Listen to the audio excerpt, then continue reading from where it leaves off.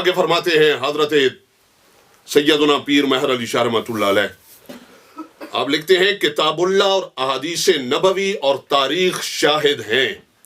رب کے قرآن سے بھی یہ ثابت ہے، نبی پاک علیہ وسلم کی حدیث سے بھی یہ ثابت ہے، تاریخ سے بھی یہ ثابت ہے۔ قرآن بھی گواہ ہے، حدیث بھی گواہ ہے، تاریخ بھی گواہ ہے۔ کس بات پر گواہ ہے؟ کہ حضرت صدیق اکبر رضی اللہ تعالیٰ عنہ اللہ اور اللہ کے رسول کی راہ میں اپنی جان اور مال قربان کرنے والے تھے۔ آگے پھر دیکھو باغ فدق کا مسئلہ اور سیدہ پاک کے خاتون جنت رضی اللہ تعالی عنہا کے اصلی غیرت مند حقیقی بیٹے کی شریعت کی ترجمانی، اسلام کی ترجمانی، سنیت کی ترجمانی، حق کی ترجمانی۔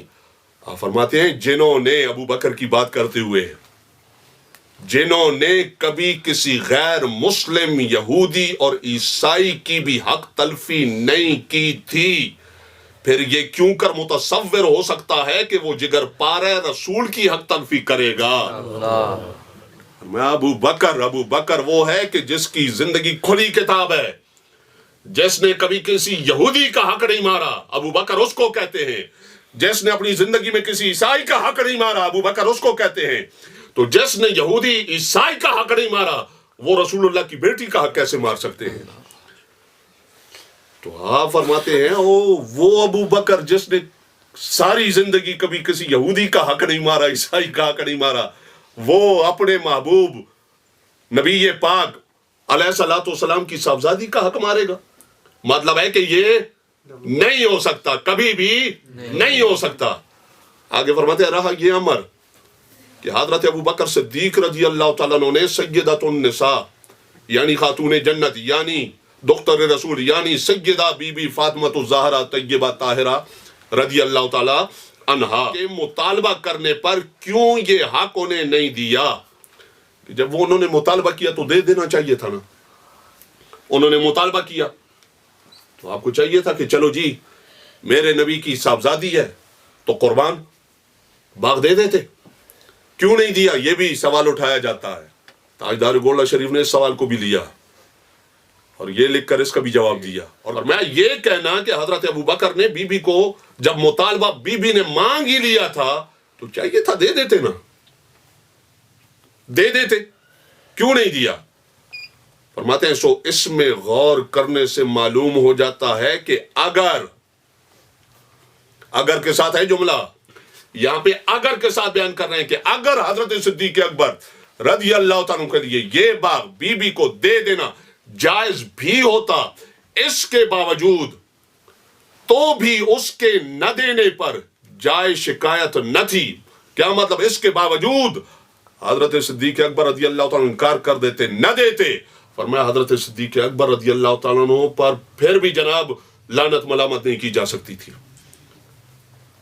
ان کی گرفت نہیں کی جا سکتی تھی، ان پر اعتراض نہیں کیا جا سکتا تھا۔ فرمایا اگر دینا جائز ہوتا اور پھر بھی حضرت ابو بکر یہ باغ بی بی کو نہ دیتا، کہتے ہیں پھر بھی حضرت ابو بکر صدیق رضی اللہ تعالیٰ پر کوئی لعنت ملامت، کوئی گرفت، کوئی اعتراض نہیں بنتا تھا۔ کیوں جی؟ دینا جائز ہوتا پھر بھی نہ دیتے، حق بنتا بی بی کا، یہ باغ بی بی کا حق بنتا، یہ باغ بی بی کا حق بنتا، اور حضرت صدیق اکبر رضی اللہ تعالیٰ نہ دیتے۔ خود سیدہ پاک کا بیٹا فرما رہا ہے، لکھ رہا ہے کہ نہ دیتے ابو بکر صدیق رضی اللہ تعالیٰ، تو جو کچھ آج کہا جا رہا ہے پھر بھی یہ سب کچھ کہنا جائز نہ ہوتا۔ کیوں جائز نہ ہوتا؟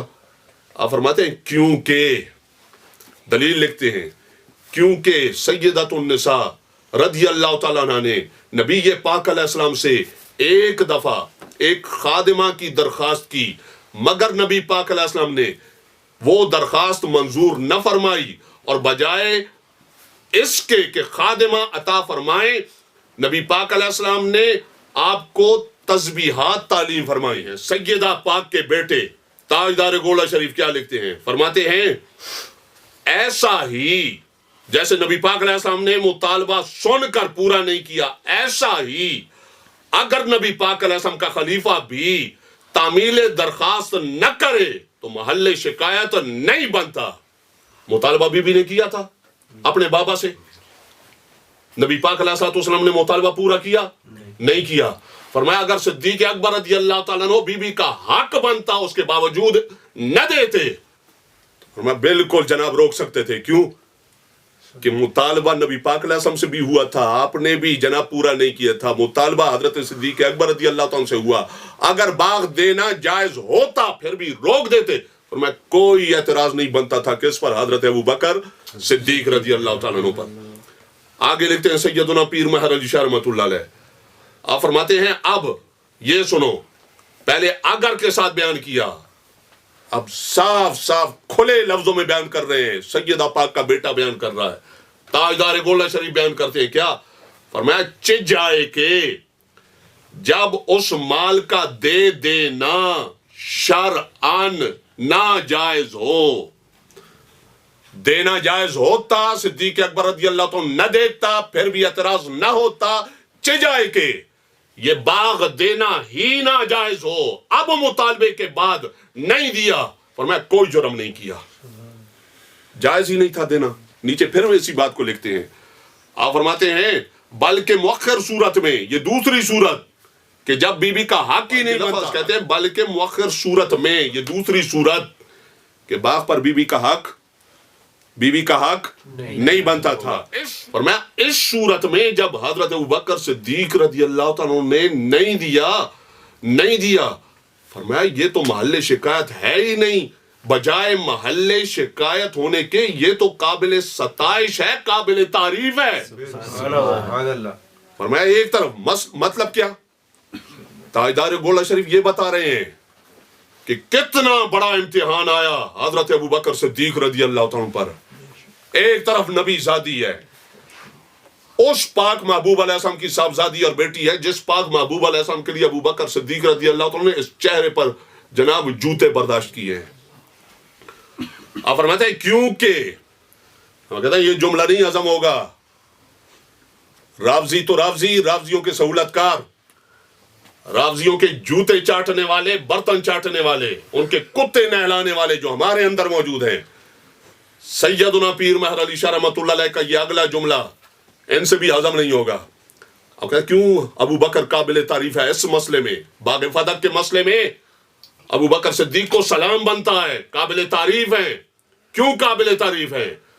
سیدہ پاک کا اصلی بیٹا، حقیقی بیٹا، غیرت مند بیٹا، تاجدار گولڈا شریف. آپ لکھتے ہیں جملہ سنو، فرمایا کیونکہ قابل تعریف کیوں ہے؟ فرمایا کیونکہ اللہ اور اللہ کے رسول علیہ الصلوۃ والسلام کے حکم کی پابندی کی ہے. سبحان اللہ. حق زارہ، ظلم ہوا. صدیوں سے یہ ڈرامہ، یہ مشن صحابہ کے خلاف، یہ بکواس چل رہی ہے. مقابلے میں سیدہ پاک کا بیٹا ہے.